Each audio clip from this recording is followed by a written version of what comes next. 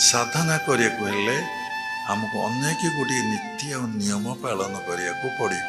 ଆମେ ସେଇ ନୀତି ନିୟମ ଯେହେତୁ ପାଳନ ନ କରିକି କିଛି ସମୟ ସାଧନାରେ ବସୁଛେ, ତେଣୁ ଆମର ଦୁଃଖ ଯନ୍ତ୍ରଣା କଷ୍ଟ କେବେ ଯାଇନାହିଁ କି ଯିବ ନାହିଁ। ଆମ ମନକୁ ସେମିତି ରୋଗ ହେଇଛି, ଷଡ଼ରିପ ଆମ ମନ ଭିତରେ ଅଛି। ଆକୁ ନିବୃତ୍ତି ପାଇଁ ଗୁରୁଦେବ ଯେଉଁ ଟାବଲେଟ୍ ଦେଲେ, ଯେଉଁ ଇଞ୍ଜେକ୍ସନ୍ ଦେଲେ, ଯେଉଁ ପ୍ରକାର ମେଡ଼ିସିନ ଦେଲେ, ଆମେ ତାକୁ ଠିକ୍ ସମୟରେ ଖାଇଛେ। ସକାଳେ ଧ୍ୟାନ କରିବା, ବ୍ରାହ୍ମ ମୁହୂର୍ତ୍ତରେ 4ଟାରୁ ଉଠି ଧ୍ୟାନ କରିବା, ପୁଣି ଗାଧୋଇ ସାରି ଧ୍ୟାନ କରିବା, ପୁଣି ଗୀତା ଭାଗବତ ପାଠ କରିବା, ଅଫିସ୍ ଯିବା କି ବିଜନେସ୍ ଯିବା, ଗୋଟିଏ ଭାବରେ ଆମେ ରହିବା।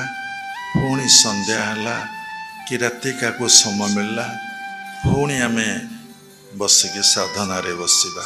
କରୁଛେ?